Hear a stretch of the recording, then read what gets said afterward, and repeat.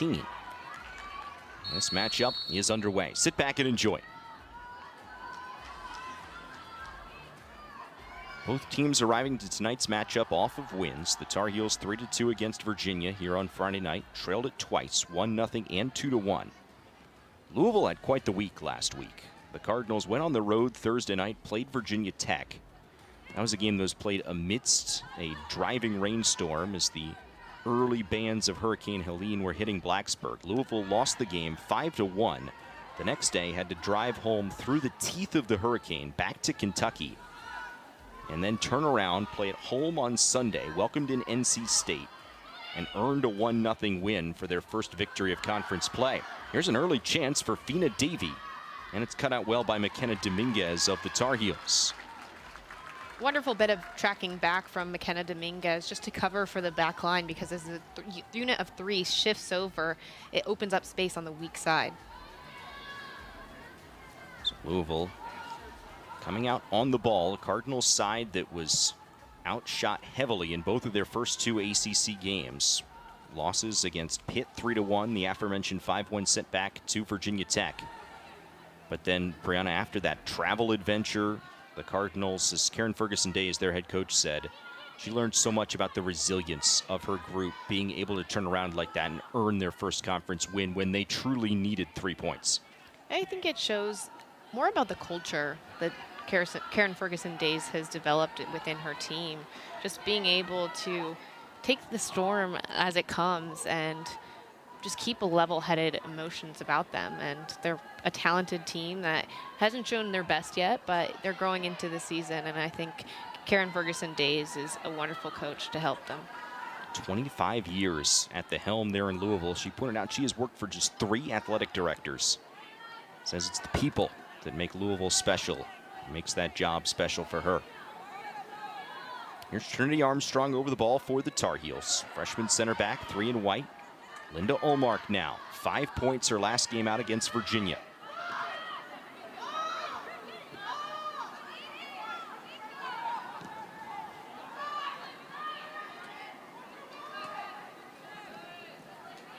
Ariana Guy, transfer from Princeton, connects with Bella Sember as the Tar Heels patiently try and pick apart this Louisville defense.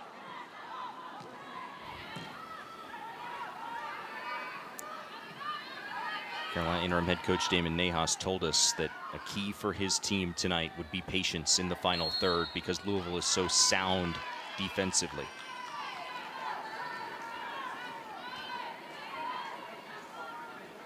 Damon Nahas took over for the legendary Anson Dorrance when Anson announced his retirement just 4 days before the start of the season. And all that Coach Nahas, who's been on the staff for nearly a decade, has done is he's led the Tar Heels to 11-1 on the year and 4-0 in league play. And Anson's here.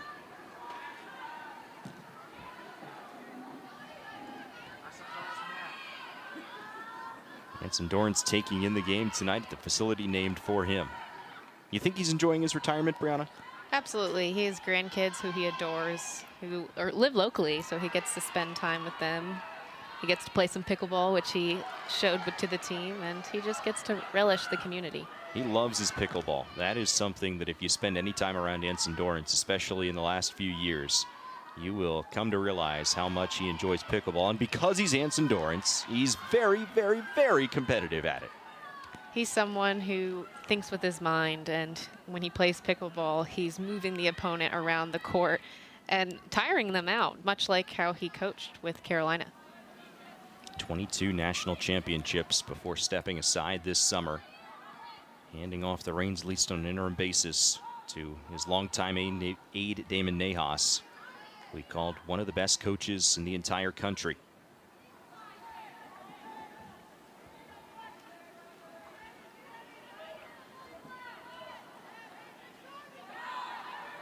Damon's had to deal with his fair share of lineup comings and goings this season. Maddie Darlene making her 3rd start of the year, but first since August the 18th tonight.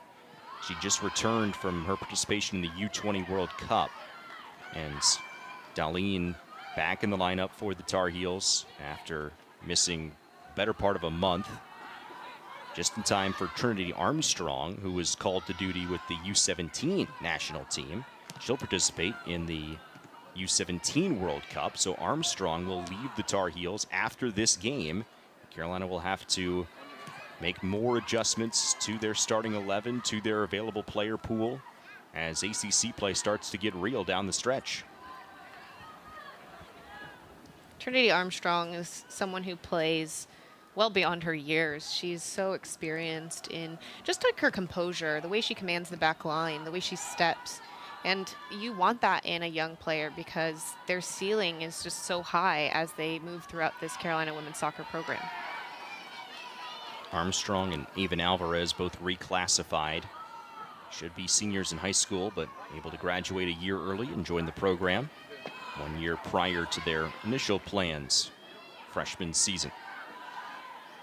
Linda Ullmark, long direct ball for Fossey, team leader in goals with 8. Fossey dances around the keeper, make it 9.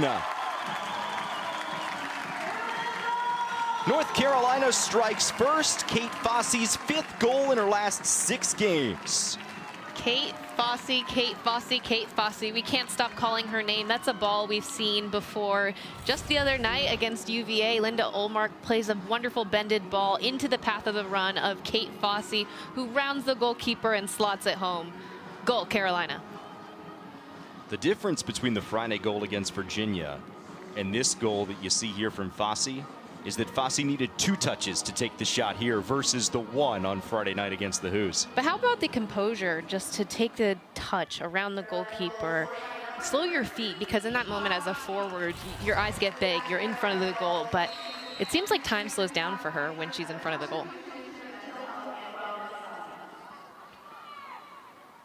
So a very quick start for the Tar Heels, who trailed for the first time in ACC play when they conceded an early PK against Virginia on Friday night. Also trailed again when Una McCormick dribbled straight through the defense.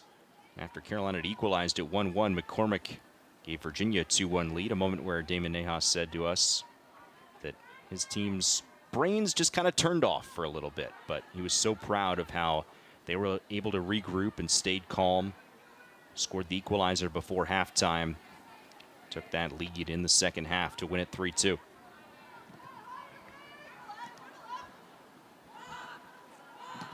Emerson Elgin, long one down the flank. Too heavy for Maddie Darlene, and it's cut out by Brooklyn Lee, 17 in black. Brooklyn Lee is going to be someone who's going to have a big game tonight. She has Maddie Darlene, who's a handful to defend, but Brooklyn Lee has all the skill sets you need to have a successful game, to close down the space for the runners in behind for Carolina. Brooklyn Lee, a true freshman from Tacoma, Washington, attended Stadium High School. If you're a rom-com buff, you're very familiar with Stadium High School. It was the filming location for the 1999 movie 10 Things I Hate About You. That was actually one of my favorite movies. That high school, where that was filmed. That's where Brooklyn Lee played.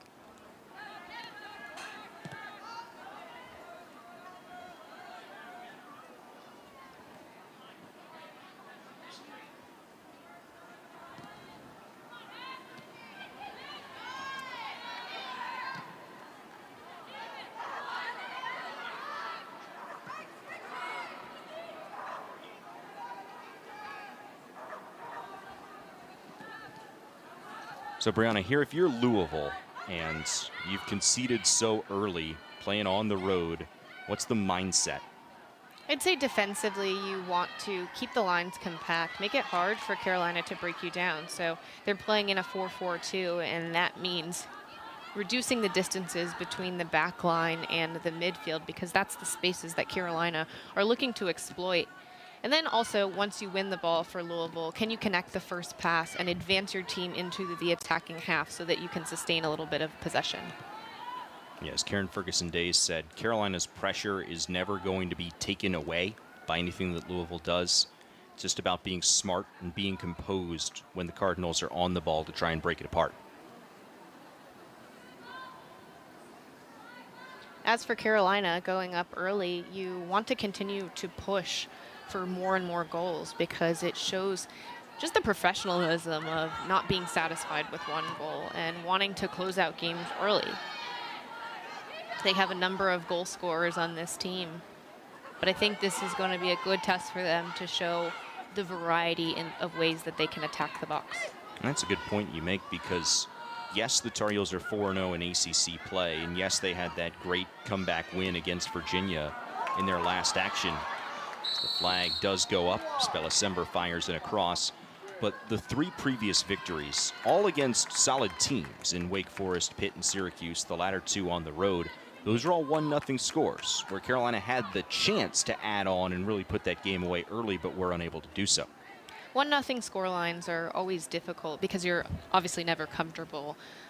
Every team wants to score more goals, but you have to be really decisive about when you are advancing forward and pushing and taking risk versus being smart and playing conservatively and ensuring that you're not creating any counter opportunities for the other team. So in those 1-0 victories that Carolina had, they had to be extra disciplined about not giving silly mistakes in their defensive half. This is Geigley, the Raleigh native, who crosses it in front of her goal mouth there. Trinity Armstrong knocked it back. Gagne was able to make the play. And Brianna, this was nearly a big problem for Carolina. Well, Geigley gets in behind and looks to square the ball across the box. But here's Trinity Armstrong, who does a good job to just block the passing lane. Gets up a little bit gingerly, but good to see that she's okay. And that's one of those plays where, as you saw it from that second angle that we were able to see there, you could see Armstrong sliding in and preventing Fina Davey, 20 in black, who was making that run to try and play a loose ball if one squirted free there in the box. So even though Armstrong did knock it back toward her own goal line, that's a heads-up play right there. Most definitely. And for Fina Davey, I think it's important for her to make those runs, whether she's slashing to the near post as Geigley gets the ball on the flank, or even shows to the back post. But the way you can do that is create a little deception on your run, where you drive to the near post, have a little bit of hesitation, and then go to the back post to open up space for yourself. Maddie Darlene, quick one-touch cross. Over the end line it goes, and Carolina will have their first corner of the night. It's a Tar Heel offense that is different when Maddie Darlene is playing on the left flank because of her ability to create space and fire off crosses for players making runs into the box. Maddie Darlene stretches the field for Carolina, and she's done a wonderful job developing her technical ability. I can see the thought that she has when she gets on the byline and is looking for a teammate to pass to, because she's created so many opportunities on that cut back pass for a trailing runner. Spellicember takes the corner. First ball headed by Armstrong. That'll deflect out off Louisville, so another corner at the other end of the field.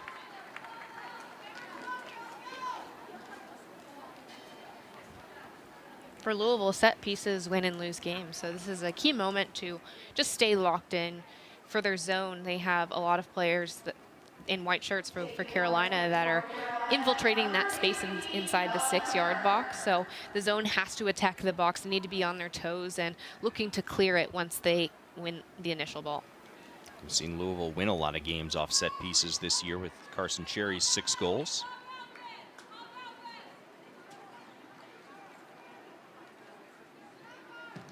Sember again. Darlene. Second ball falls to Elgin, plays it right back in, top of the 6. Darlene stays on it. And Louisville eventually able to clear it away there. That was Cherry who got it out of imminent danger.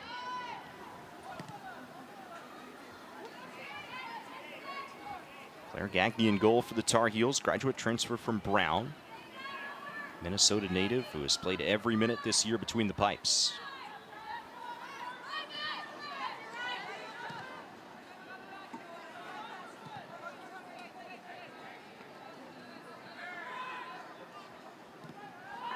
If you talk to Damon Nahas, he'll tell you about the first 3 games of the year. All wins for the Tar Heels, but they conceded 6 goals across the first 3 games. Following a 4-3 win over Georgia, August the 22nd. Tar Heels then went on a 3-game shutout streak, did lose 1-0 against Duke in what was a non-conference game. And then 4 more shutouts to follow, including the first 3 games of ACC play. So this has definitely been a defensive group that has gelled as the year has gone along.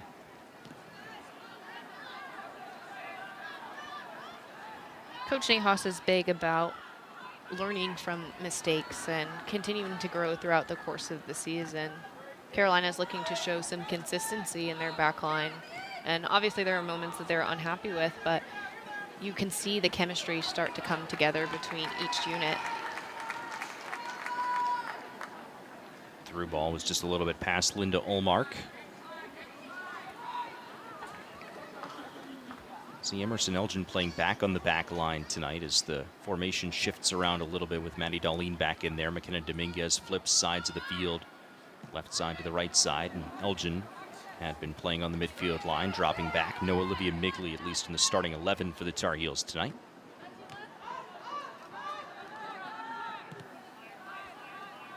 But I want to key in on that word, Brown, chemistry. And it's a Tar Heel team that's about to lose their center back for the stretch run of ACC play. And it's for good reason. And this is a program that is very, very supportive of players representing the United States or any other nation that they may call home at the international level. But that'll change the chemistry a little bit with some big games coming up. Most definitely. Trinity Armstrong has been a stalwart for the Carolina defense, and she's even become a leader in many aspects. So for Coach Nahas and the rest of his staff, they have to decide what formations maybe make sense for the Tar Heels moving forward in her absence, or what changes, because there's no like-for-like change for Trinity Armstrong, in my opinion. She's just been a standout player who has slid into this role wonderfully. When Darlene left for World Cup duty, saw Carolina go with 4 in the back for a couple games. Just trying to use whatever player pool is available to create the best formation. Here's a shot from the top of the box that bends high. It's Molly Cochran that took it for Louisville. That attack started with Geigley, just the way she drives inside and opens up space to change the point of attack. And for Cochran, I can see the idea that she has there. She's looking towards the back post, but unfortunately she gets a little bit under it and it sails over the bar. This is the 4th start of the season for Molly Cochran, sophomore from Madera, Ohio. That goal against Bellarmine in the season opener for the Cardinals.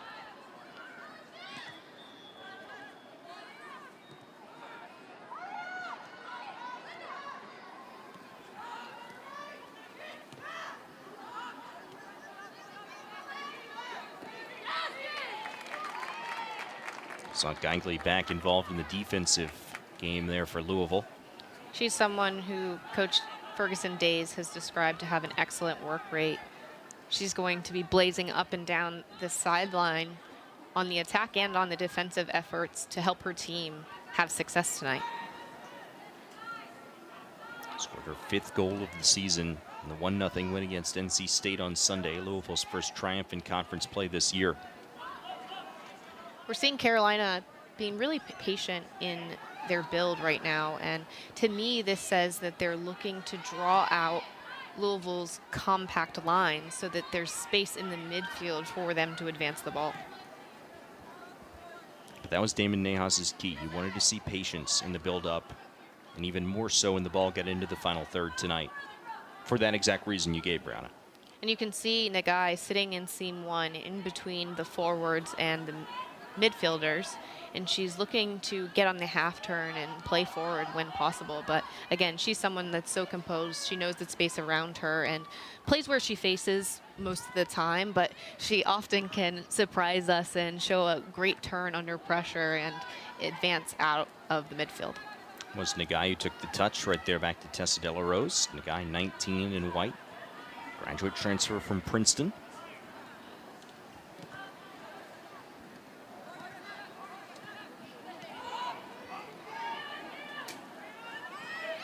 Darlene in pursuit of the ball, tackles it back. Now Carolina's got some numbers if they go quickly the other way. Sember will switch the point of attack out to Dominguez. In that last moment, that was a chance for Geigley to connect that pass because she did such a good job winning the ball. But for Louisville to gain possession again, they have to connect the first pass in their defensive efforts. And a yellow card's going to come out here. Catherine McCormick, who's our center referee tonight, will issue a booking to Louisville. And I believe this will be on Hadley Snyder, who made a pretty egregious push there against Kate Fossey on that direct ball. see this again, Brown. Hadley Snyder steps aggressively, and it looks like Kate Fossey starts to get the better of her and getting in front as they're chasing down this ball. And, you know, for me, that may be a smart foul because Kate Fossey has been so dangerous when she gets in behind back lines. If that ball falls at her feet, she's got perhaps 1v1 against the keeper again for the second time in this game's first 20 minutes. Obviously, you don't want to go down with a yellow so early in the game, but in desperate times, you take desperate measures. Bella Gattino took the free kick. Touch was just too heavy for any Tar Heel to get there before the end line.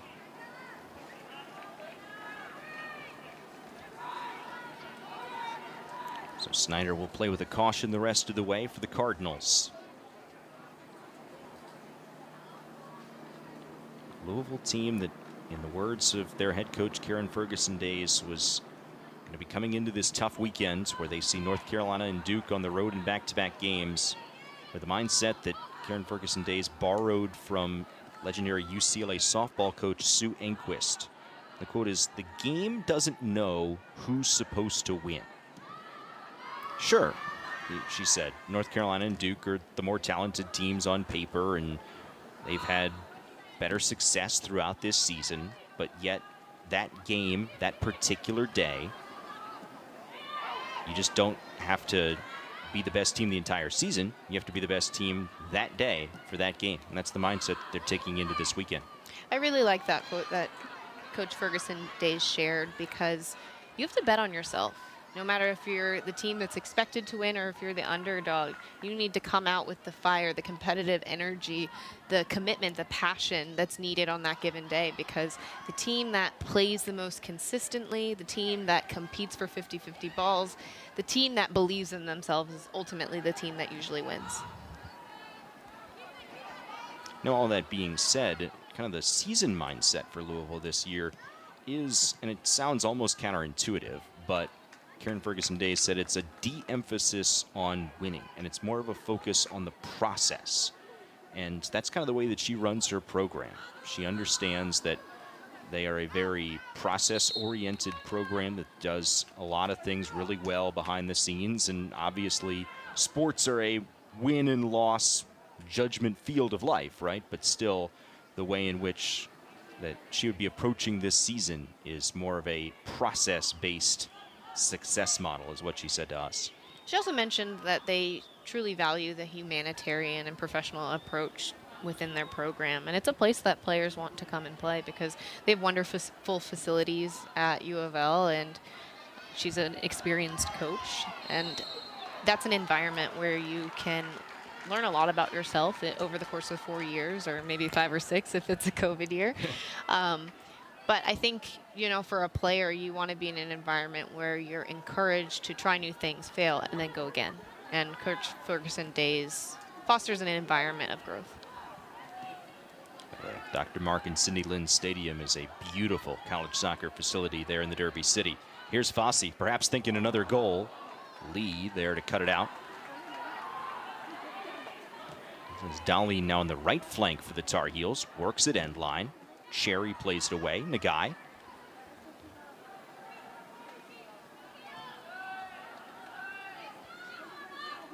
Carolina staying on the ball. Armstrong over the top. And that'll float to the feet of the goalkeeper, Kaylee Kimball.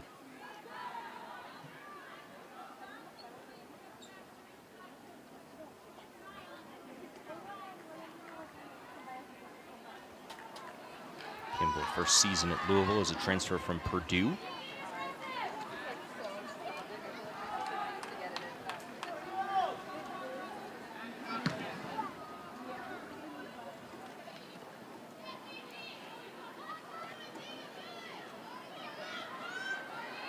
Tino for Sember.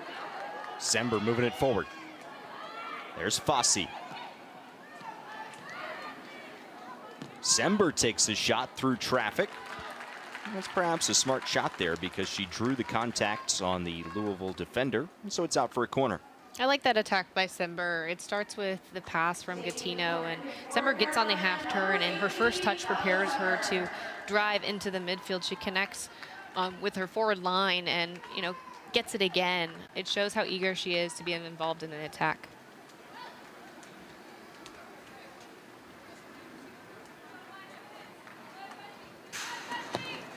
They're taken. Top of the 6. First ball won by Louisville, but there's Darlene. Shot blocked.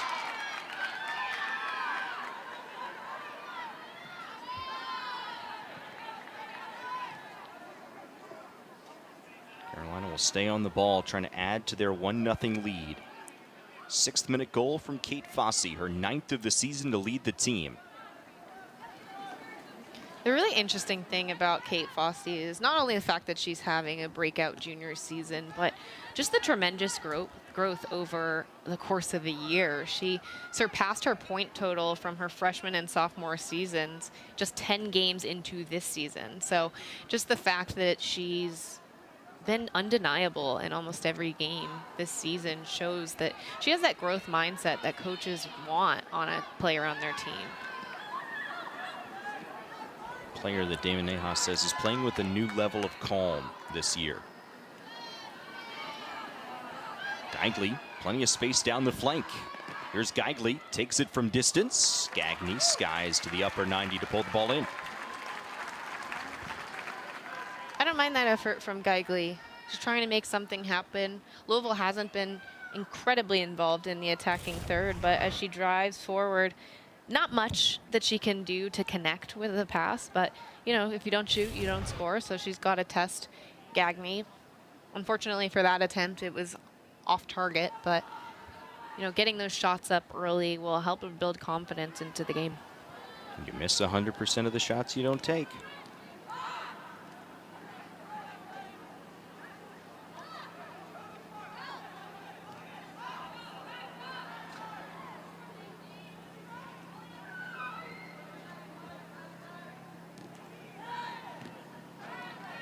So as I mentioned earlier, Carolina has been incredibly patient in their build, but I'm seeing a lot of space behind the Louisville back line that they could potentially exploit. And I think that comes from counter movement off their front line. One player checking two, maybe baiting the pass inwards, and then finding the third man movement in behind. Holding a high line is a dangerous game against the Carolina Tar Heels, who have forwards that are so good with their timing of their runs in behind. As you see Armstrong play it over the top right there, looking for Fossey. That touch from Armstrong a little bit heavy, but that's what you're referencing right there, Brown. Absolutely, but for Kylie Kimball, she does such a good job just being off her line, on her front foot, ready to claim those balls, because if Louisville is going to have a high line, you need a goalkeeper that can command the space and win the ball, in and around the box. Ball bounces over the sideline. Last touch by Louisville for a Tar Heel throw. And a couple of subs will come on here for Carolina. It's a couple of freshmen, Avon Alvarez and Ashley Penny. Alvarez from New Hill, North Carolina, nearby. Belagatino will step off, as will McKenna Dominguez.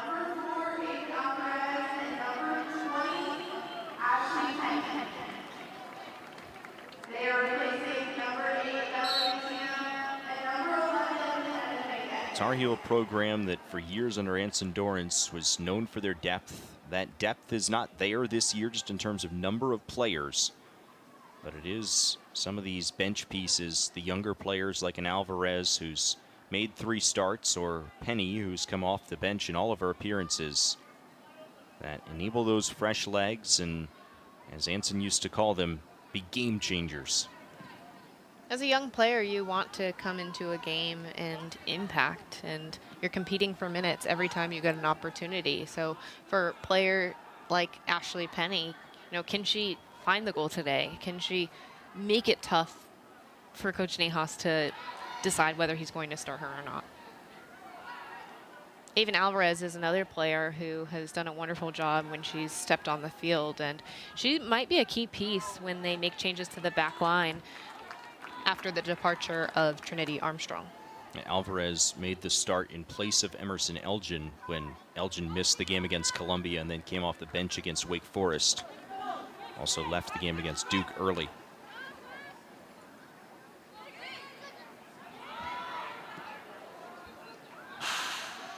Check out the pressure from Darlene.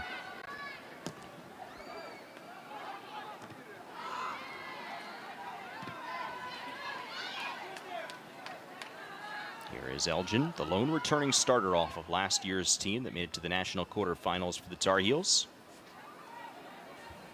Place that they are hopeful to return to, if not further, this year. Carolina currently #1 in the RPI, which is the metric that the NCAA uses to, in theory, evaluate teams on an even playing field based on resume.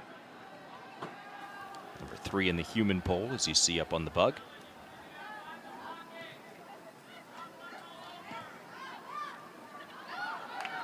You just heard Coach Neha scream, "Bella, find the pocket," and she did exactly that. She checks her shoulders, she drops into the space and lets the ball find her, and then in that turn she finds the weak side.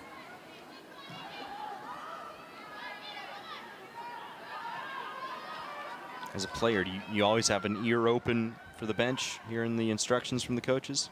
Depends on the game. I think now we're often playing in stadiums where you can't hear anything. You can almost not hear your teammates, which can be challenging. But yes, when we have any stoppages, I'll listen for feedback from the coaching staff or any changes that we may want to make to our formation.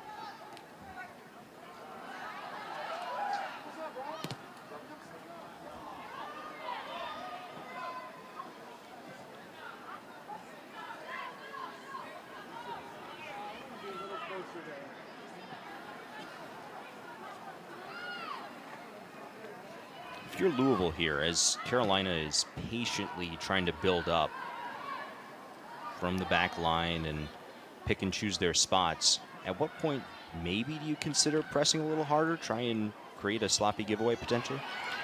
I think if you press, you have to go as a unit. So everybody needs to make sure they're on the same page about when they're going together. Geigley across to the far post, and the guy heads it out. To add to that point, you need to read pressing triggers, whether that's a square ball across the back, whether a player's facing their own goal, whether it's a bouncing ball. Those are all triggers that you may use to step the line aggressively and get numbers to swarm the ball.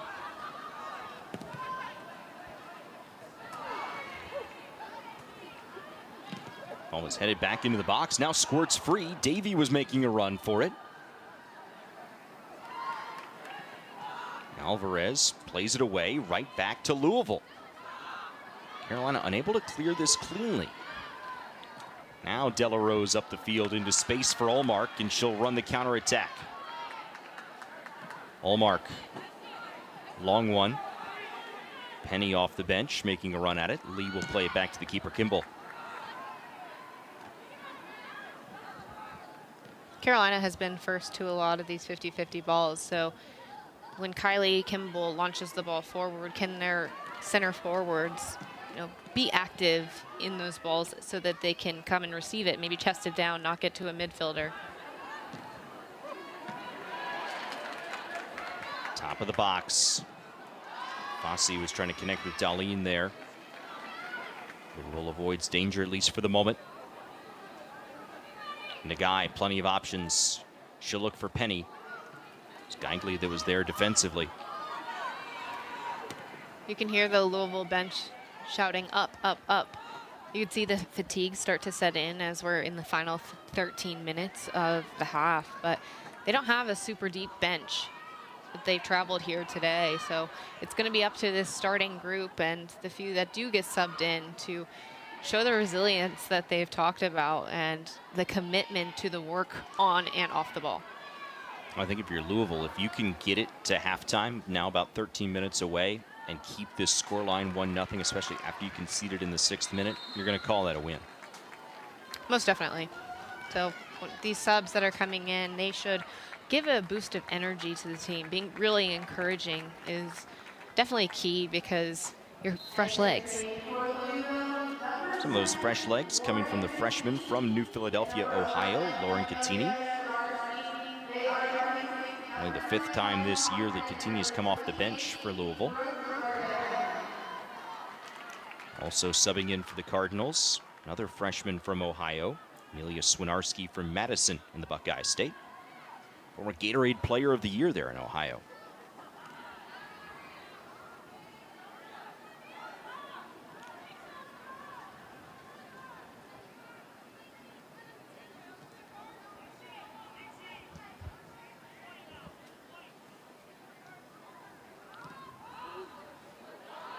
Fosse breaking free. Fosse looking for a second of the night. Oh, just wide.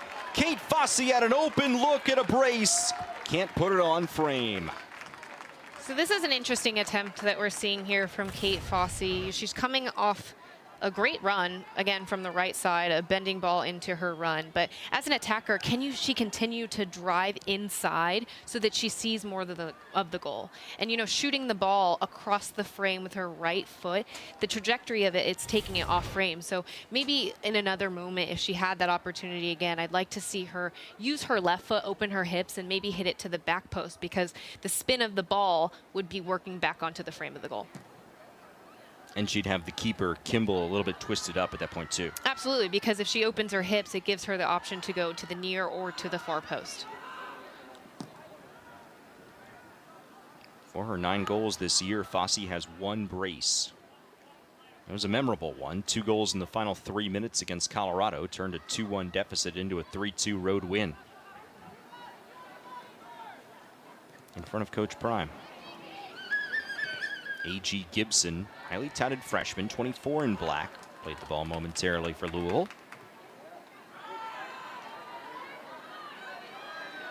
Olmark looking forward. Too much pace for Fosse.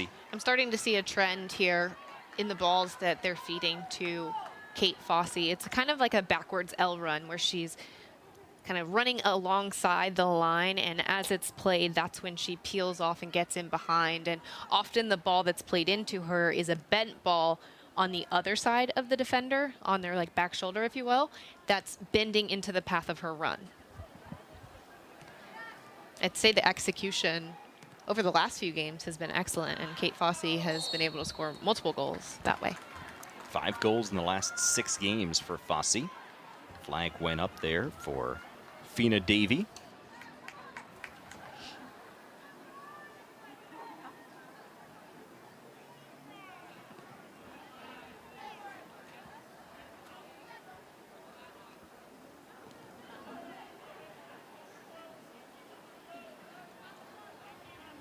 In the final 10 minutes of the half, I'd love to see Carolina pick up the tempo just in the way they're moving it, because for Louisville, if you don't play at a quick tempo, it's really easy to shift your lines and as they switch the field. So for Carolina, can you get it, play? Even if they're not advancing, just keeping it moving, because it will tire out Louisville and open up more opportunities to exploit.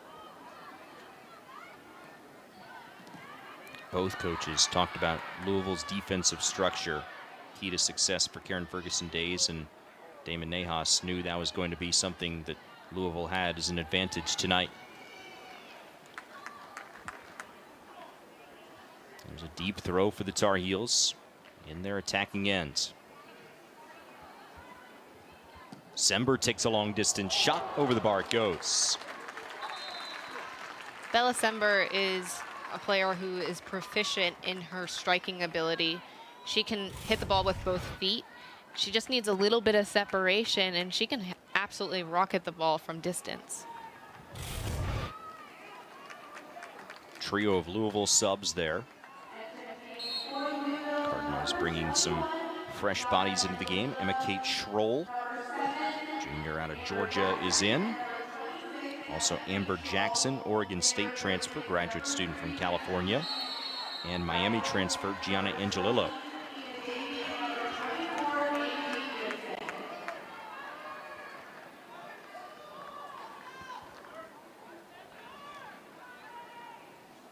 Dangerous free kick for the Tar Heels. This is about 25 or so yards away.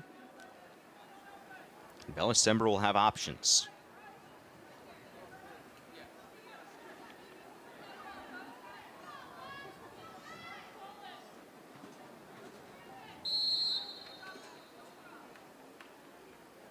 Sember will go direct with it. It'll bounce in front of goal. Squirt free, and Avon Alvarez puts it home.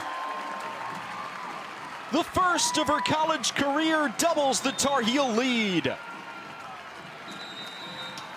You can see the frustration on Kylie Kimball's face, because, you know, this is a chance that 90% of the time she's going to gobble up and save. But it bounces in her hands and it gives Carolina a second attempt. But, you know, credit to Carolina just for following up this rebound. And even Alvarez is the one to put it home, scoring a goal for Carolina. This is going to be reviewed, as Catherine McCormick made this signal immediately that she would be going to VAR to take another look at this. I think they're looking to see if there's any offside on the runs that are challenging for the ball as Kylie Kimball bobbles it. There's Ms. McCormick, our center ref tonight. This is just not the way that Louisville wants to go into the second half. Looks close here as Bella Simber strikes it. Is it Ashley Penny offside? That's who it would be there, is Penny, yeah. Interested to see the outcome of this call. And a reminder that you need indisputable video evidence that the call on the field, which is a good goal, no offside, is correct.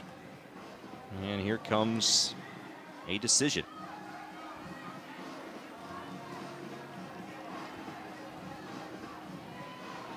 And after the VAR, onside, good goal.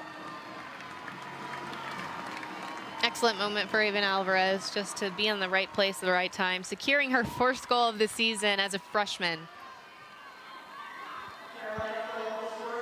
Just like Trinity Armstrong, a reclassified player should be a senior in high school.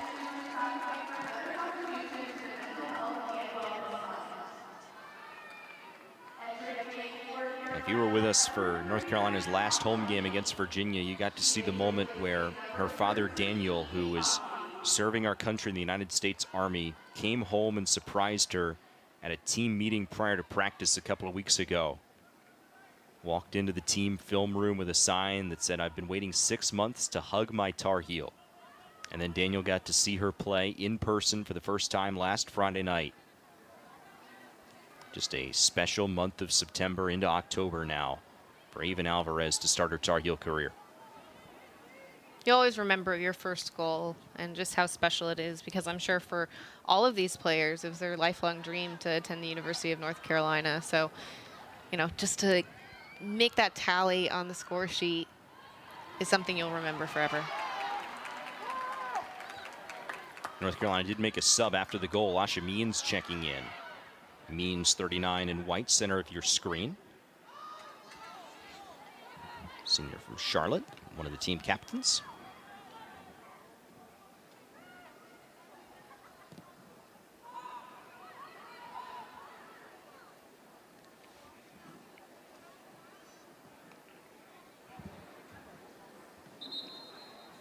Olmark last game, Alvarez this game. First career goals galore for the Tar Heels. Grace Maddox subbing in here for Louisville. Freshman from Georgia.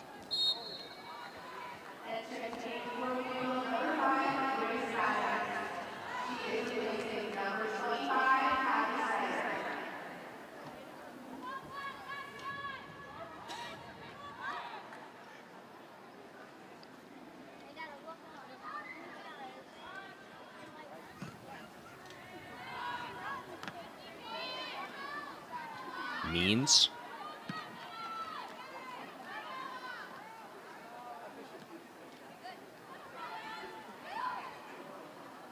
Olmark challenging. So as we hit 5 minutes to go in this half, Brianna, you see North Carolina, they are pushing for a potential third. And it's an interesting moment for Louisville because the Cardinals last Thursday on the road against Virginia Tech, and, you know, they were down 2-1 and very much in the game, and all of a sudden the floodgates open up for Virginia Tech, and it goes from 2-1 to 5-1 in the span of about 10 minutes or so. And if you're Karen Ferguson Days, now in kind of a similar spot on the road again a week later, you're trying to see how much growth your team has made. Absolutely, and I think 2-0 is actually can be a challenging scoreline to go into half with, because if the opposing team finds that first goal, then the momentum shifts in their favor. And for me personally, I've seen countless games where teams come from behind, get that first goal in the second half, and then rally to finish out the game to come out on top. So for Louisville, it's going to be an uphill battle, obviously being down 2 goals. But if they can find that 5th gear, just that they can secure possession and just play with fire and exploit the space in behind, I think it will just give them a better chance of finding that first goal. But they definitely want to look toward the Virginia Tech game and learn from it, because you don't want to let another game get out of hand. For sure. Sember with space in the center of the park. Spins in. Nice footwork from Bella Sember. Means at the top of the box. Means shot blocked.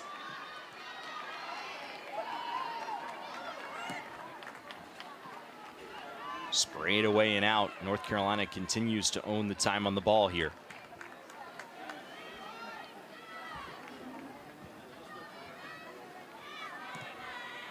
So Asha Means, pretty good bloodlines for her. Father Natron, NFL running back and a star here at North Carolina. Some of the early Mac Brown teams in the early 90s, now a member of Coach Brown's staff. Her mother also attended the University of North Carolina. Got to sing her praises because I believe she was on the dance team and was just such a wonderful example of what it means to be part of that Tar Heel legacy, and to see their daughter here today, you know, having her moment, shining with Carolina across her chest, is a proud moment for the entire family.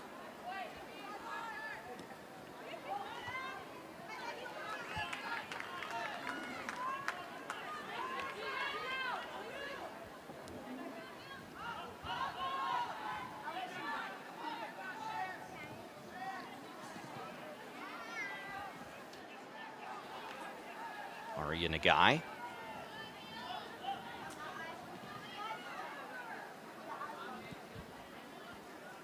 Nagai.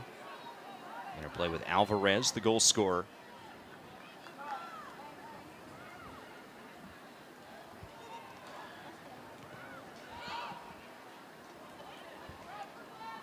Elgin looking upfield. Sember wasn't ready for it. Perhaps one final push for Louisville. And the ball will float away. It's another careless giveaway from Louisville. They, won the ball and started to secure possession, but I think it comes from not knowing where you want to go when you receive the ball, and then it creates a little bit of hesitation where you're like, should I play it, should I not? And then you get caught in the in-between. So, if they can have their head on the swivel, especially their midfielders, and see the space around them so that when they do receive the ball, they know where they're taking their first touch, and then they also know where they're going to play the ball next. It's almost the mental aspect is causing problems with the physical aspect right there. Most definitely, because the execution comes from the preparation that you need, and preparation comes from scanning the field and doing the things that are necessary to prepare your body to receive the ball and play forward.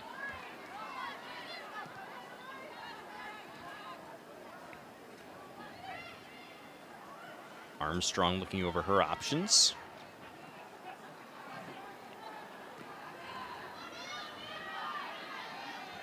So North Carolina opened the scoring early. Kate Fossey with her 5th goal in the last 6 games. 9th goal of the season came in the 6th minute. Louisville kept it at a 1-0 scoreline for a while before even Alvarez subbed in. Cleaned up a rebound for her first collegiate goal in the 38th minute. So we got to 2-0 Tar Heels, which will be our halftime score here tonight. Well, Brianna, we talked about Carolina taking big leads early, trying to put games away, and they do score twice in half number 1. I think Carolina has a lot to be proud of in this first half. They distribute with multiple aspects of her foot. Kate Fossey, 5 goals in her last 6 games, 9 this season.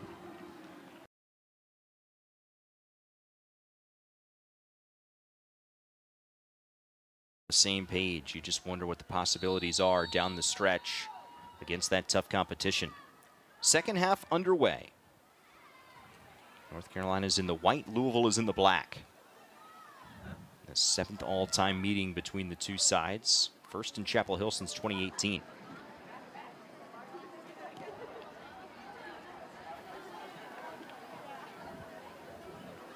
So right from the get-go, if you're Louisville, you see A substitution at the top of the formation. Molly Cochran is in there, but also a player who came off the bench late in the first half, and Amber Jackson. Jackson made the start on the forward line Sunday against NC State.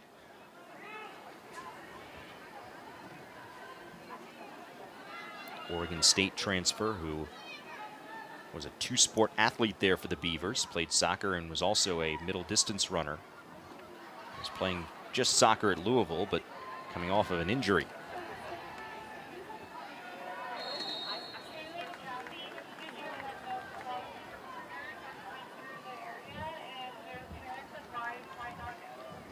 Karen Ferguson-Day is just trying to push the right buttons. She knows that if her Cardinals can score the first goal of the second half, it makes things more interesting. But what's already going to be a tough mountain to climb for Louisville will only get tougher if North Carolina scores first.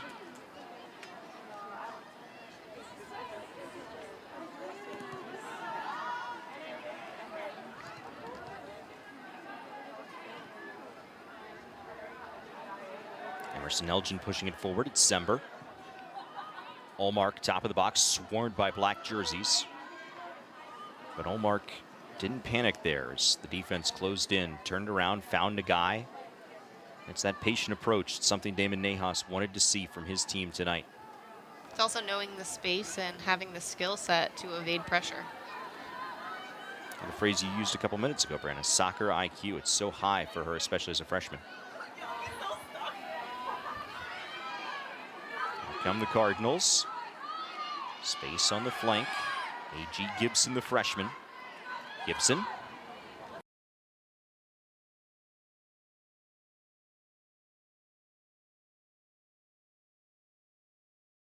Little foul, possession will go back to Carolina.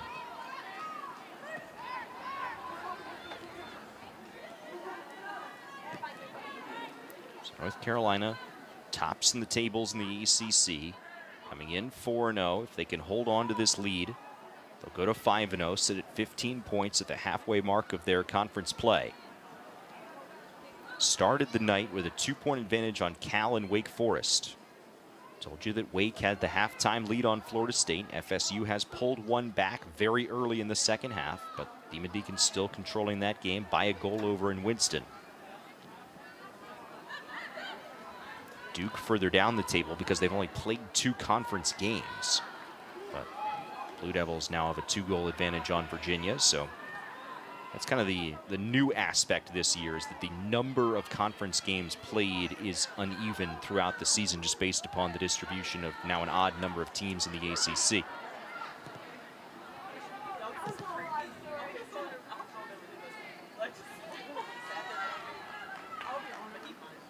But the good news, if you're the Tar Heels, is you don't really have to worry about what other people are doing as long as you're taking care of business, and that's what North Carolina has done tonight.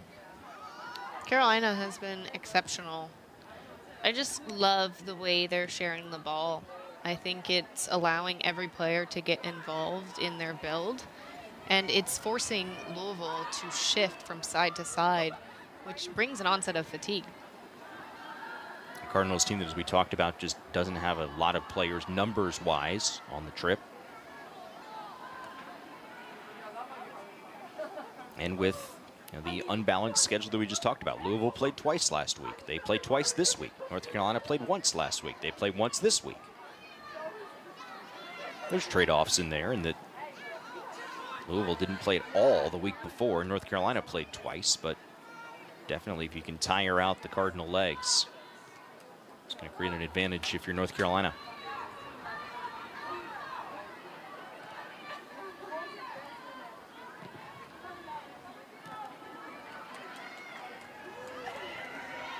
Jackson will touch it back for Gibson. Nice play, Dominguez, to win the ball back for Carolina. Now Maddie Darlene weaving in.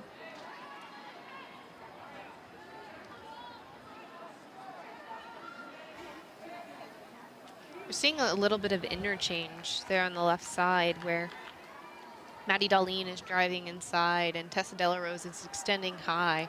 And that can unbalance the back line for Louisville, because you have Kate Fossey that's playing in the center forward role that's continuing to push the line, and it creates space in that midfield when she makes that penetrating run, because the back line for Louisville will drop. That's where having Darlene changes things for North Carolina. Yeah, she's so good on the dribble, and she provides pace, and she provides a threat up top. So Louisville has a lot on their hands that they have to be cognizant of. But a Cardinal team that is known for their discipline on the defensive end of the field, ability to maintain their shape. Tar Heels have been able to pick it apart for a couple of goals tonight.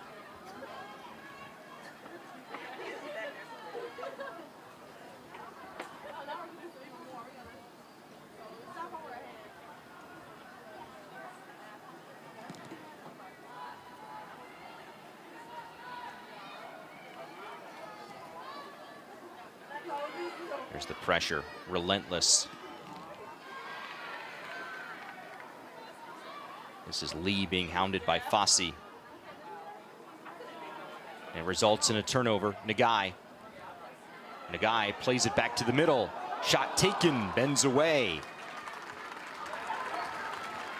In that moment, you could see how opportunistic Nagai was. She reads the pressing triggers and steps aggressively, gets on the end of the ball, and leaves a good pass back into the heart of the 18-yard box. But again, Nagai stepping up, following the play, playing the ball into the central part of the 18-yard box. But Bella Sember, I think that's something she can finish.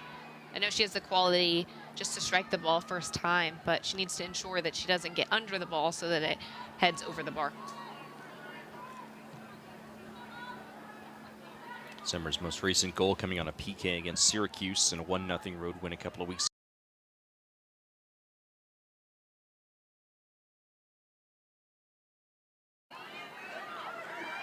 Top of the box, Jackson with a chance for Louisville, but was in an offside spot. That looked to be somewhat promising. If Jackson just did the work a little bit earlier just to get onside, perhaps she would have been in position to receive that ball turn and have a look at goal.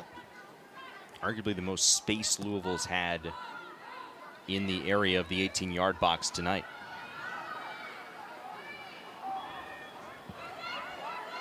Carson Cherry, Louisville's leader in goals this season, sends it forward from the back line. Lee. Darlene. This is Sember back over the ball for Olmark. Olmark bringing it forward. Out wide for McKenna Dominguez. Allows the Cardinals to get some bodies back. Dominguez will bend it on. And easily played by Kimball.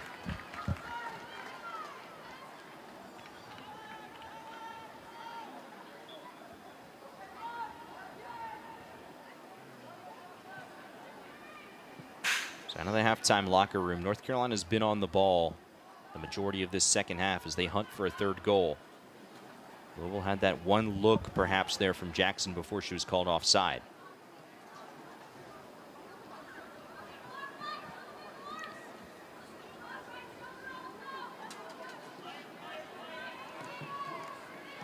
For Louisville, I'd like to see them step higher as a unit and start to press, because they haven't been entirely successful sitting lower in a block where they're playing 4-4-2.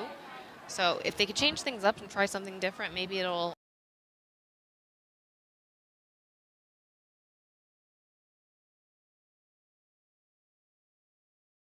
Fossey pursues the ball back. It feels like that's how the Cardinals are going to pull one back here. Just try and make North Carolina make a mistake and turn it over. And when we talked to Damon Nahas about where he wants to see his team continue to get better as this season goes along, I think the first thing he said was eliminate the sloppy giveaways, which for the most part the Tar Heels have done tonight.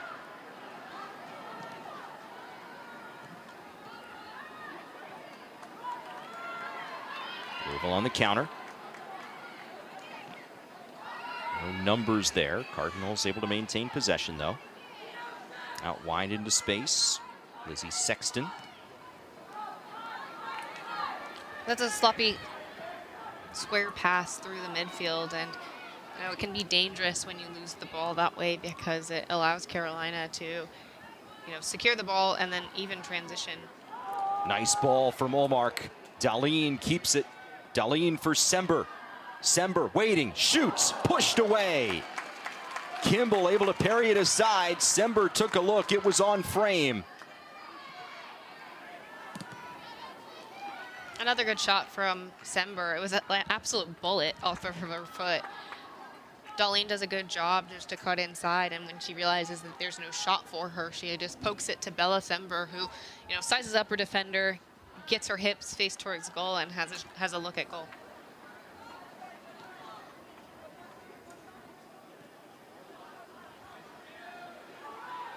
Elgin out for Darlene. She'll win it, cross it in. And out for a Carolina throw. We haven't called McKenna Dominguez's name a ton tonight, but you know, maybe that's a moment for her to make that slashing run towards the near post. But again, back to the other moment where Darlene, you know, cuts inside, pokes it to Bella Sember. She squares her hips up with a goal and has a shot. Fortunately for Kimball, she has great positioning so that she can parry it to the side. All 3 shots in the second half have been taken by North Carolina. Turn ahead to what's already a 2-0 lead. Darlene right there.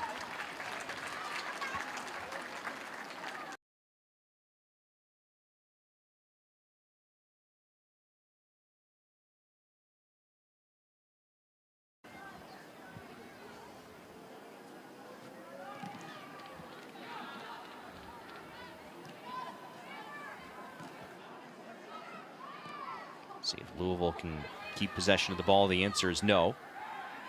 Right back the other way go the Tar Heels. Darlene down the flank. Looking for Fossey. Fossey streaking in. She was offside. Although that was offside, I have to credit Kimball just for her positioning once again. We talked about those balls in behind that they're looking to play to Kate Fossey, but for Kimball, her positioning by being off her line in the 18-yard box, she's able to attack this ball and be first to it. But the play was ruled offside. Some point this season, Fossey's scoring another brace. Some point. Maybe tonight. Only one this year in the second game of the season against Colorado.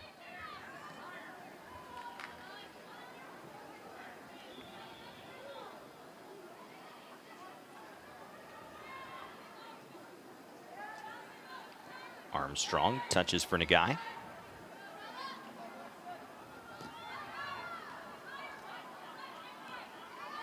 All the way back to Gagne.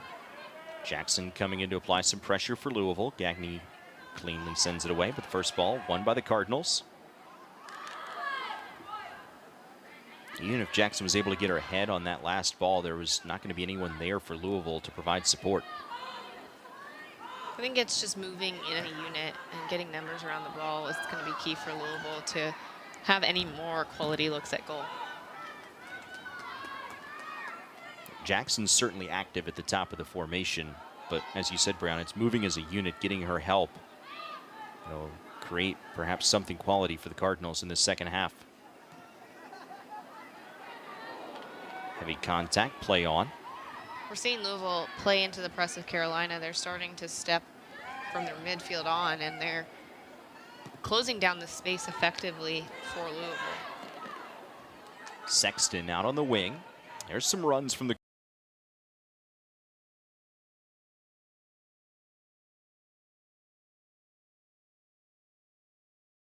Louisville sent 2 runners into the area there, and Sexton was able to get off a cross. But the cross was behind the runners and bounced right to Carolina. Yeah, I think when we consider crosses in this sport, a lot of people forget that it's essentially a final pass. So you have to evaluate where your runners are, see, you know, what direction they're going in, whether that's the near post, the far post, or the trailing runner, and then you need to execute under pressure. Delarose stepped into the channel, took it away.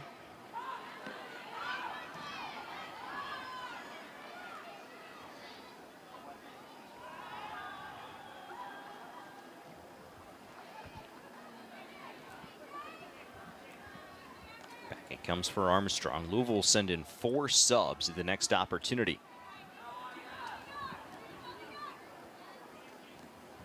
The Cardinals have weathered North Carolina's initial time on the ball, now over 15 minutes into the second half. Scoreline remains at the 2-0 score that it was at halftime. 6th minute goal from Kate Fossey, then Avon Alvarez in the 38th.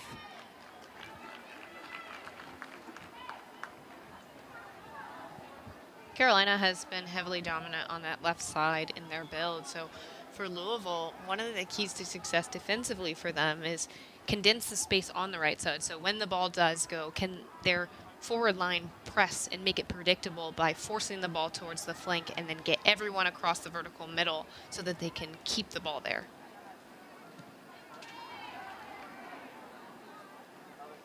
Essentially what you're trying to do is cut the field in half and apply pressure as a unit. Elgin taking it in herself. I think you've used that phrase a lot when talking about Louisville and their adjustments tonight, Brianna, as a unit. I think when you want to secure wins, you have to do it as a group. And, you know, unity is everything when it comes to team sports, and being on the same page, you know, takes several games and months, if not, to develop. So I think for Louisville, that communication, whether that's from the bench or their coaches, that will help them throughout the second half. Fossey stays on the ball, drops it off for Darlene. Kimball scampering back. Darlene falls hard. Play on.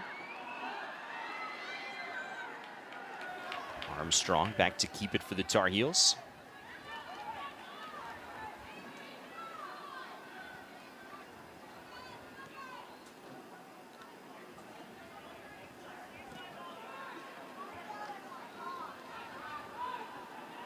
The guy moving it forward. Here's Darlene. Settles it down. Maddie Darlene. Della Rose, one touch. And Fossey flicks it in. There's the brace.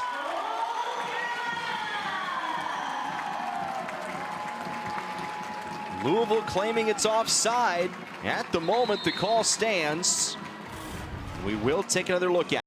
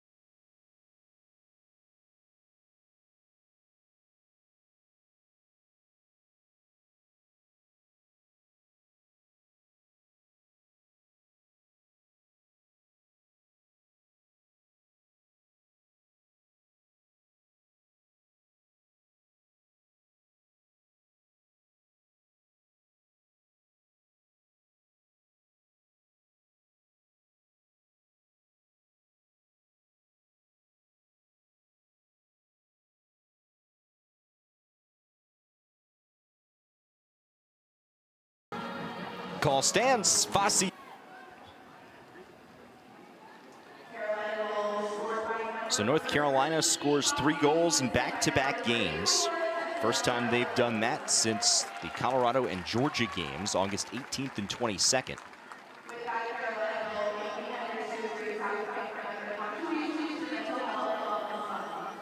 The connection between that 2-game stretch and this one, both featuring a brace from Kate Fossey. Assist, by the way, credited to Tessa Della Rose there, her 3rd of the season.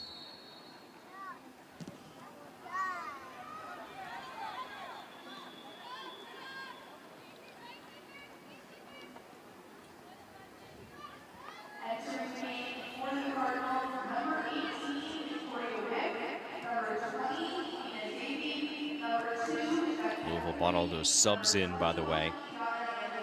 Swinarski back, Angelillo back, Betsy Huckabee, who was a starter, Fina Davey, who was a starter, also a 5th sub, Victoria Wick, sophomore from Denmark.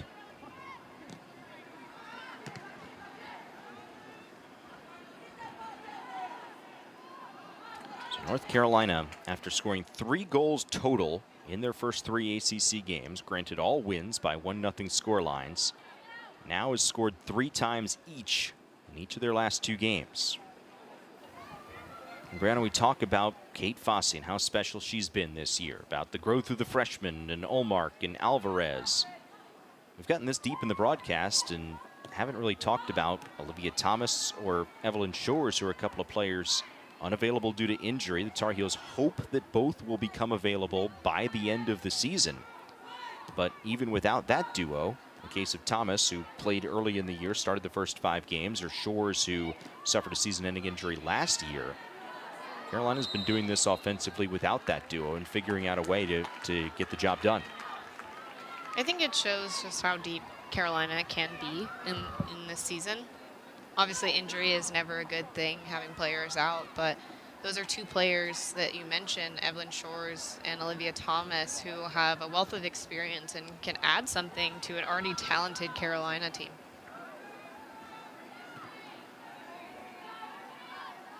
Tar Heel team with just 28 players on the roster, but yet, as Brianna said, certainly plenty deep this year under interim head coach Damon Nahas, appearing to be on their way to holding serve at the top of the ACC, moving to 5-0 in the conference if they can hold on to this 3-goal lead. It'll be the first time at 5-0 in league play since 2020. Carolina finished 8-0 in that abbreviated season, played amidst the pandemic.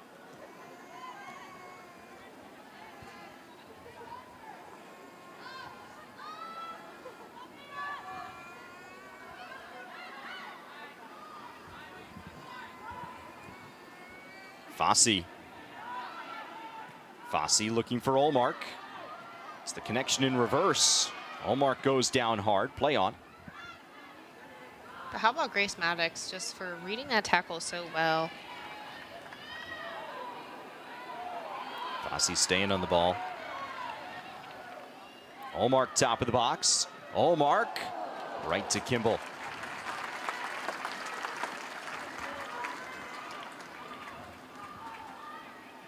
Linda Olmark continues to threaten, just looking for those little windows to get a shot off.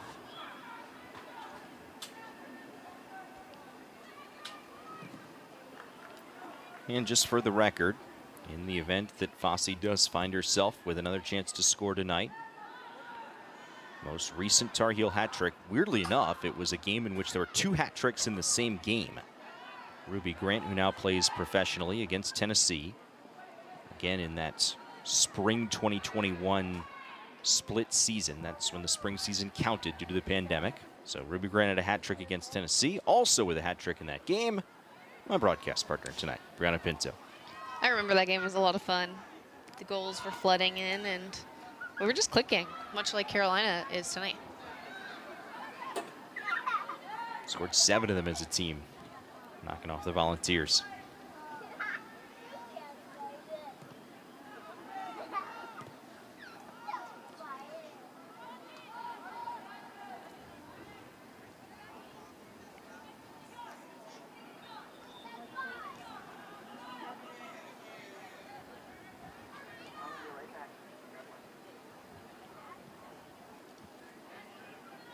All 7 shots in this second half have been taken by North Carolina. Louisville just really unable to get anything going on the offensive ends.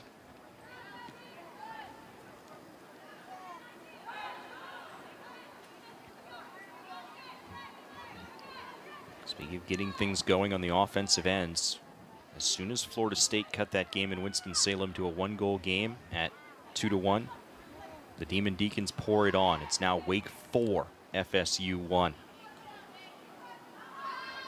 The Demon Deacons have proven to be a formidable side, just in the way that they knock down top opponents.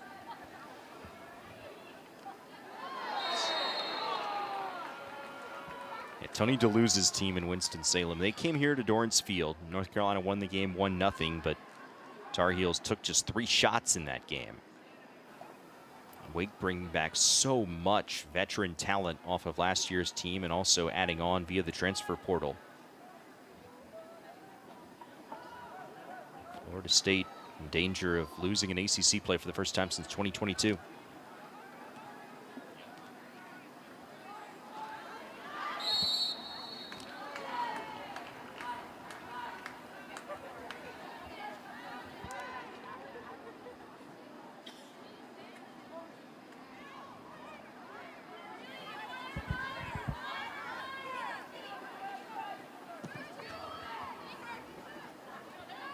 Tino.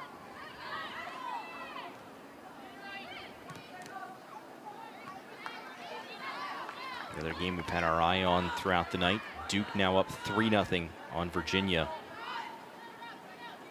So Virginia looks like they are headed to 4 straight losses for the first time under Steve Swanson, who's been the head coach there in Charlottesville for a quarter century. And I don't think Virginia's a bad team at all. Just shows you how good this conference is. You have to show up every night and give your best effort, put together a compelling performance, and unfortunately for the Cavaliers, they haven't been able to do that. Held the lead here at Dorrance Field twice on Friday night, 1-0 and 2-1. Tar Heels came back to win that one 3-2. As Damon Nahas said, that was a very entertaining game to watch if you were a spectator.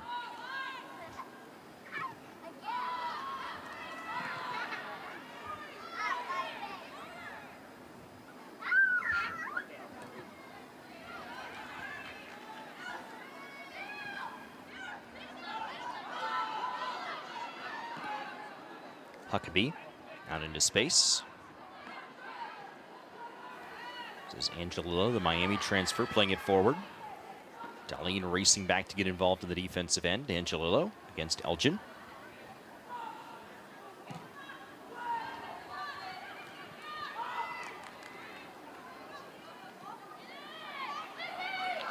Sexton serves it in. Delarose right there.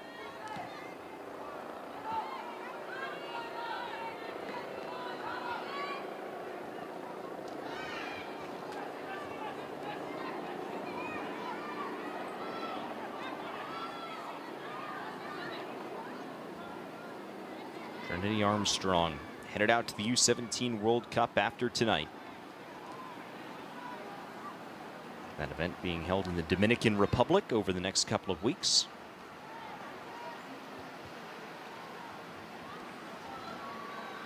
It might be a shorter travel for her to get to the U17 World Cup in the Dominican Republic than the Tar Heels to get to Cal and Stanford next week. I'd be interested to see the mileage because, again, for Cal and Stanford, joining the ACC, just the miles logged on their bodies will add up over the course of a 4-month season. Even Alvarez, who scored in the 38th minute, will jog back into the game for the Tar Heels, and Armstrong will step off. Wouldn't be shocked, Brianna, if Damon Nahas, knowing what comes up for his team next week, as you alluded to, all those miles that will be traveled, maybe perhaps goes a little bit deeper as long as this remains a 3-goal game. Yeah, if I'm Coach Nahas, I would definitely do the same, get more experience for a couple of the game changers that are currently on the bench. Getting them those valuable minutes will count, especially as Carolina pushes for postseason. As we've said throughout the night, it's a Tar Heel team that came in tops in the ACC. The only unbeaten and untied team that's played at least 3 games. Duke was 2-0 as well. They're on their way to 3-0 tonight, but it's Carson Cherry. Good to see her get to her feet. But Carolina holding serve at the top of the table in the ACC. When they complete play tonight, they'll be halfway through the league slate. But 3 of the final 5 coming on the road, and 1 of the 2 home games will be a rematch with Duke.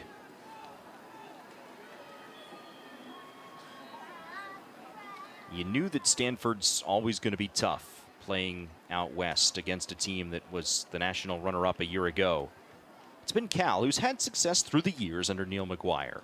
But they have jumped into the ACC and played well immediately. Their first Eastern road trip, they won a game against NC State and then came back to record what now looks even more impressive of a result as they erased a 2-0 deficit to draw Wake Forest 2-2 in Winston-Salem. It just shows how Cal can compete with anyone. And they have a whole host of players who are difference makers and come into the game and make it tough for opponents to defend them. Carly Lima among the national leaders in goals scored. Tegan Y in goal, another one of those international players on the U20 team.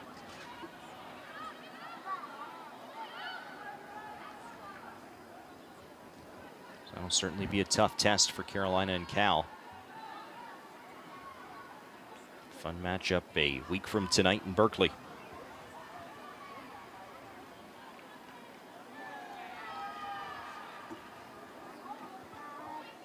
I think kind of the sneaky team in the ACC standings is Virginia Tech, Chugger Adair's side, who absolutely blasted Louisville last week at home. They get some breaks from their schedule. No Carolina, no Duke, no Stanford, no Cal.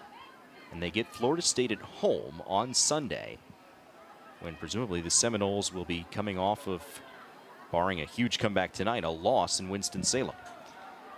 At first glance, you'd say that's a... As Penny streaking on, it's saved by Kimball.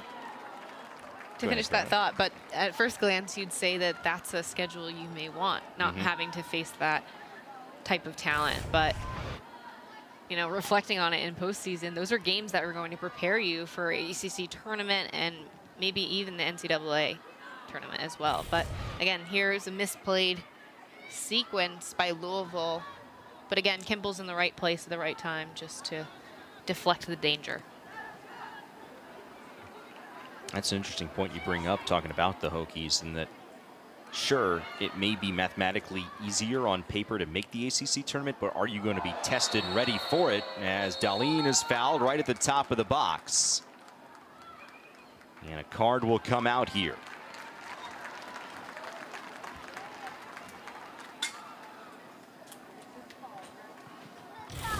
Darlene's acceleration is second to none. She just steps in front of the defender in Lee, and Lee just swings and a miss and catches her just at the top of the box. This is prime location that Carolina would look to have on a set piece. And they've got many players who can hit this on target.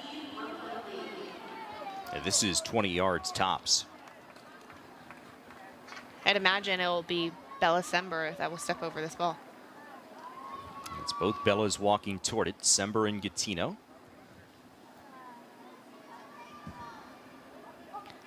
The wall's to the near post, and looks like Kimball's lining up towards the back post.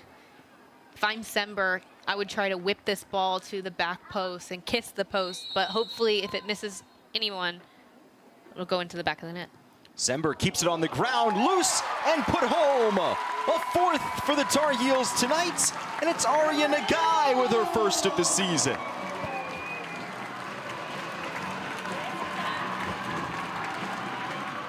Just a wonderful shot attempt from Bella Sember, keeping this low, forcing a save from Kimball, who parries it to Nagai, who comes up for the rebound. Carolina goal.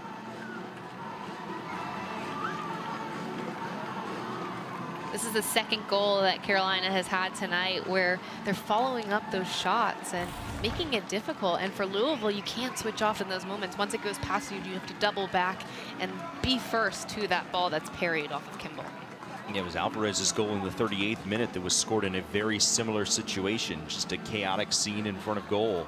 You can see the smiles all around just for Aria Nagai's first goal on the season.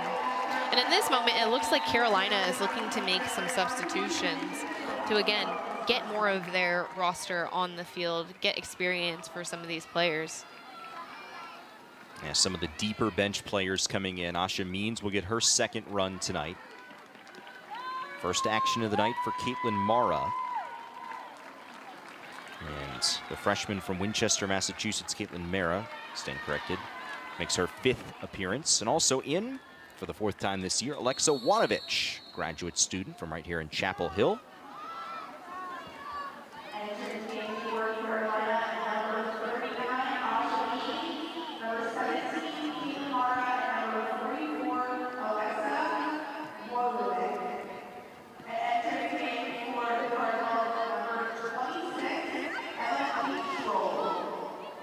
Ivanovic is a graduate transfer from Villanova, already has her bachelor's degree in nursing. She is a licensed nurse. Just an incredible human being. She's also just such a great leader from this Carolina side. She's one of the unsung heroes for the team because she's really done a great job bringing the freshmen along, encouraging them, letting them know that they belong here, because she's someone who has a lot of experience coming from Villanova, where she played a lot of minutes. And, you know, being here at Carolina, she gets to fulfill a lifelong dream of playing in her hometown for a team that she's loved for years. Now get some run here as the Tar Heels have scored 4 in this game. Matches their season high for goals in a game, scored 4 in a 4-3 win over Georgia. That was a huge game for Olivia Thomas prior to her injury back in August.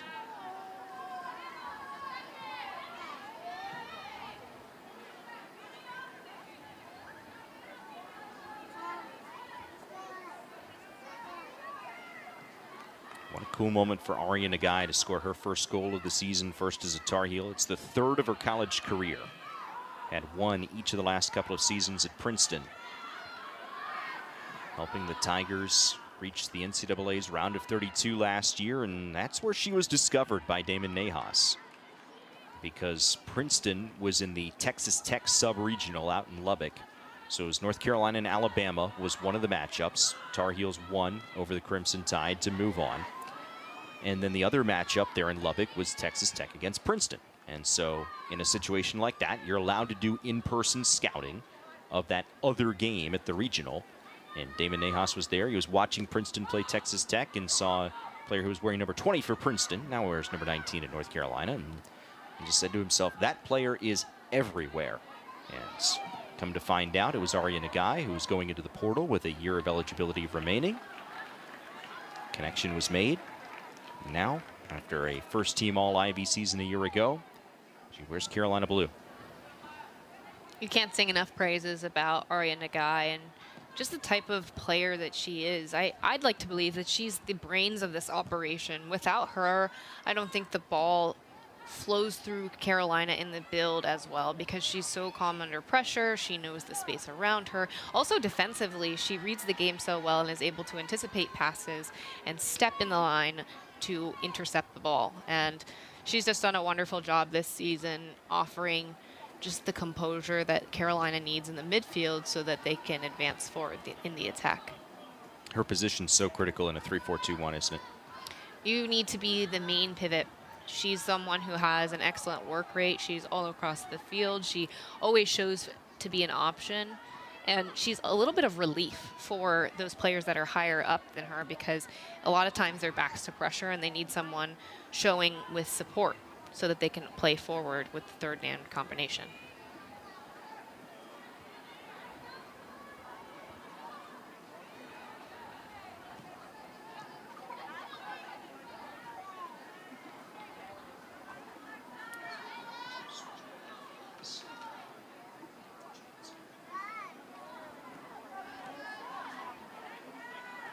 Elgin over the ball.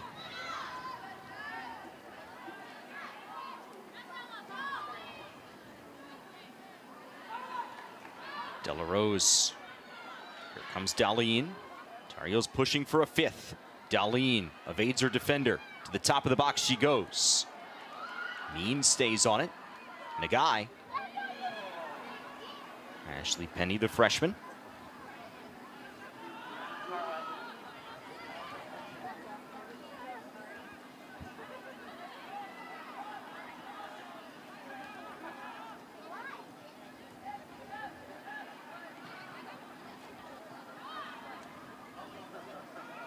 Linda Olmark cuts in. Olmark on the move. And Means just couldn't quite time up the run there.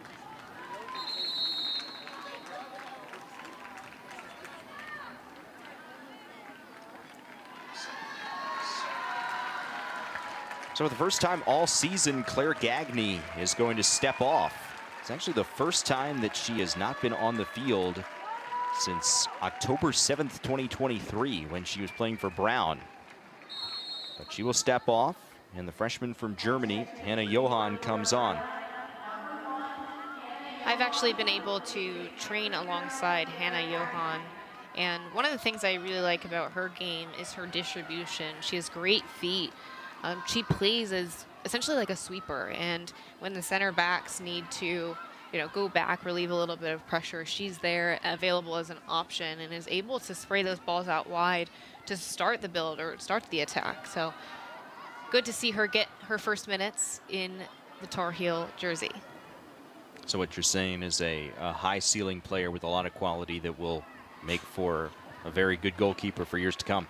Most definitely. And, getting to learn from a goalkeeper like Claire Gagne, she's got the experience that Hannah Johan hopes to have. And if she can step into moments like these, games like these, and, just take in the moment and learn and get on the ball when possible in possession, I think she'll have a lot of success here at Carolina. Making her Tar Heel debut here tonight, trying to preserve the clean sheet for her team. It'll be a 4th in ACC play. And is Johan coming out to clear it away.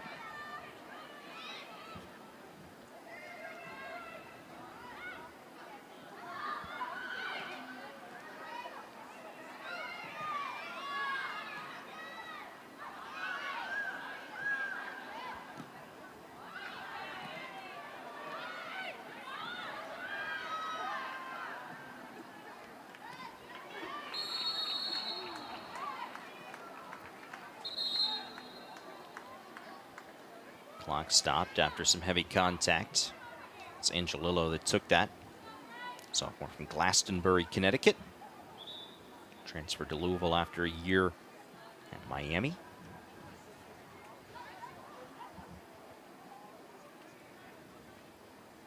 This could be a really good opportunity for Louisville. They get to serve the box with this set piece. And I think this is decent range for them to hit the area that's between the 6-yard box and the penalty spot. That's the sweet spot where there has to be perfect communication between the goalkeeper and the back line that's retreating to close the space to see who will claim it. And a good test for Hannah Johan, fresh off the bench into the game. So here she's organizing her wall, ensuring that they're lined up with the ball and the near post.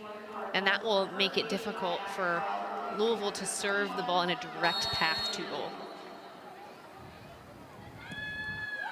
Played in, first ball headed out, and Means will run the break for the Tar Heels. Louisville tackles it back though. Eric cleared it away.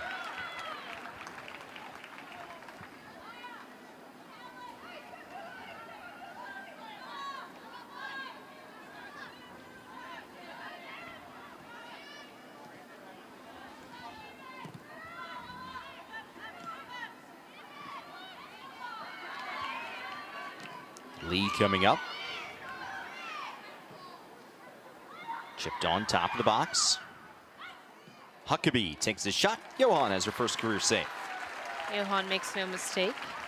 But I do like that build from Louisville. You can see just the run in behind on the right-sided flank. A little bit of hold-up play from their positional number 9. And then the shot. We haven't seen many shots from Louisville throughout this game. They've only had one on frame. That was their first shot of this second half, Brianna. Shot number 9.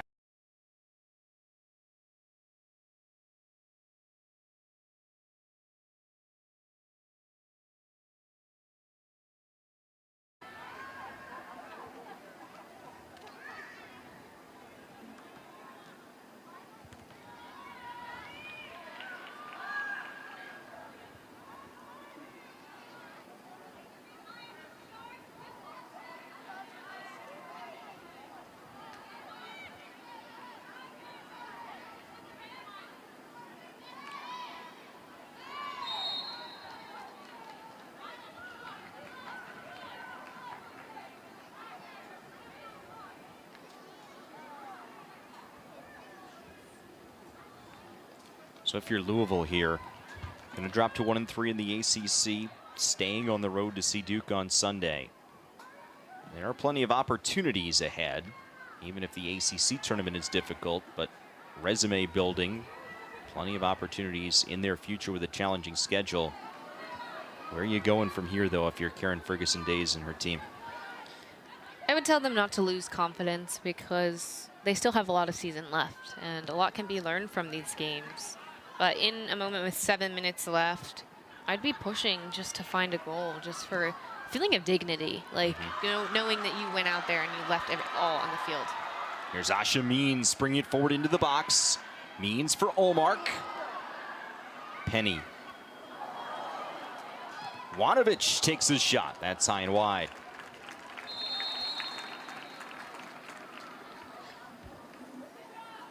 Couple of subs for North Carolina. Second appearance of the season for both Ella Smith, 31 in white, and Logan Tungberg, 25 in white. Smith, sophomore from Charlotte. Her mother Nancy played soccer at North Carolina. And Logan Tungberg is a freshman from Chevy Chase, Maryland. Both of her parents and her paternal grandparents attended North Carolina. So a couple of legacy Tar Heels stepping on to the pitch here tonight. It's just good to see so many more players see those critical minutes on the field, because it allows you to just get comfortable with being out there. Because I'd say every level you go up in soccer, there's an adjustment to just being comfortable on the field. Like knowing the speed of play of the game, knowing how physical it might be. And as a freshman, if you can get those minutes early, it will help you develop as you earn more time on the field later in your career. Nice one into space for Smith, who just came off the bench. Smith plays it across. Means trying to get on the end of it. Pushed down. And it'll be a PK for the Tar Heels. You can look at the bench right now. The bench is absolutely ecstatic just to see those game changers coming on the field. But Alexa Wanovich plays a good ball in behind that's tipped, and Ella Smith plays a looping ball in behind, but she knows the characteristics of Asha Means and her pace to get on the back shoulder and draw the foul. Penalty for Carolina, and it looks like Asha Means will be the one stepping up to take it. Means does not have a goal in her college career. This is her 18th game as a Tar Heel. No. 1v1 against Kimball.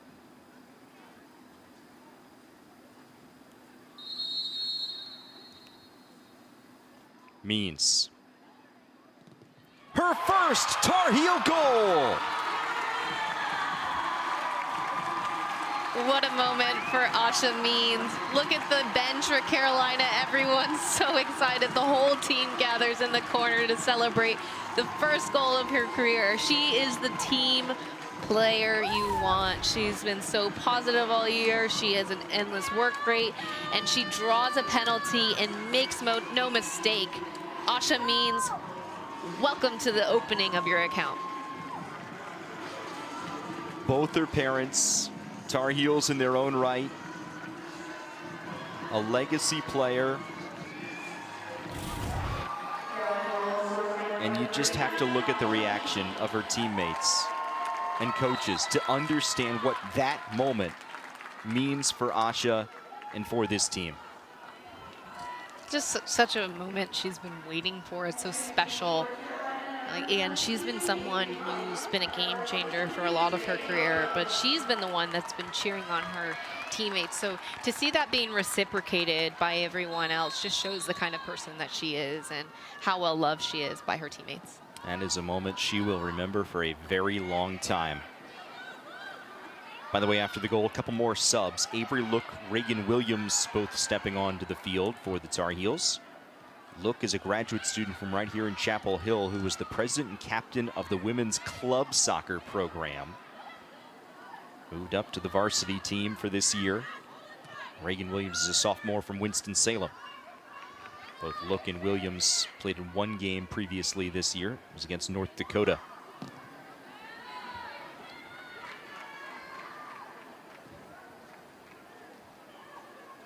And for these players like a Look, a Williams, Tongberg, Smith, they work so hard in practice, and getting the opportunity to step on the field and play game minutes in an ACC contest on Dorrance Field. That's a reward for all that hard work. It takes every single player on the roster to create a successful team. These are the ones that are putting in the tireless effort in training to maybe be the scout team and show what the starting group might face in the upcoming match. But to see them be rewarded for all the hard work that they've had and just the way they uplift the team, it's truly special, because now they get to put on those Carolina jerseys for the first time in their career, and it's something they'll cherish and remember forever.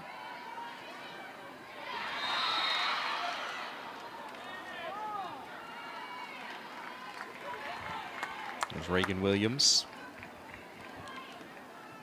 24 goals as a high school senior. Avery Look up from the club team.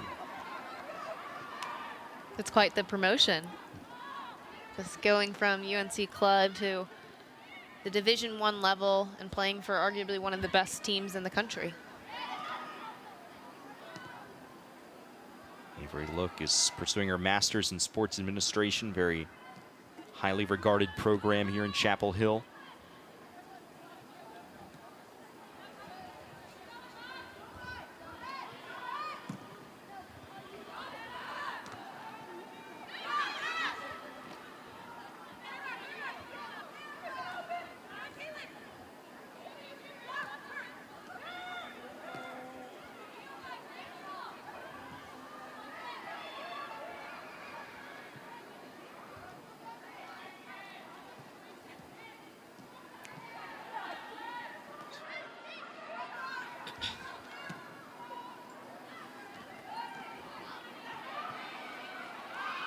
Here's Look.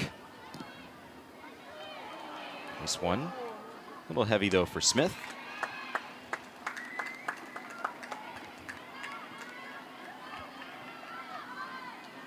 Smith, a couple of appearances off the bench last year as a freshman against USC and Gardner Webb. Now making her second appearance here in 2024.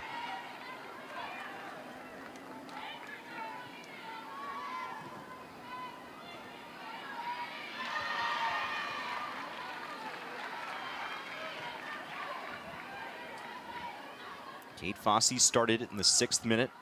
First of her 2 goals tonight. Avon Alvarez doubled the advantage. And after halftime, Carolina's continued to pour it on. Fossey with her 2nd brace of the season. 63rd minute tally. Ariana Guy's first of the year. First as a Tar Heel for her, and then Asha Means in the feel-good moment of the night converts the PK in the 84th to make it a 5-0 game.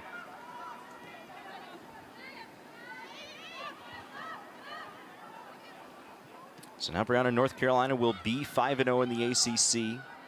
15 points at the halfway mark of league play, but things get real now. Starting with the West Coast trip, you also go to Tallahassee and you see Duke as well one more time. Carolina has taken care of business in these opening matches of the ACC, but now the work starts, as you mentioned. So I think they can learn from the little mistakes that they have made in the opening matches. They can continue to be clean on the ball. I think their work rate's going to have to go up to another level, and they're going to have to continue to be clinical in their chance creation. And they'll be proceeding forward without their young but talented center back Trinity Armstrong, off to the U17 U.S. national team for the U17 World Cup in the Dominican Republic. It's good to see her just get some much-needed rest ahead of a tournament of that caliber. Again, it offers the opportunity for other players to get some time on the field. So I think it's a win-win for everyone. We've seen this Carolina team adjust throughout the year.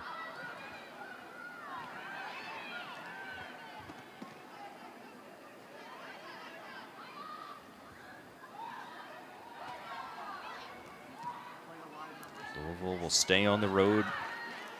We'll see Duke Sunday at 1 in Durham, a Duke team that has just put away Virginia 3-1. And Notre Dame at home next week.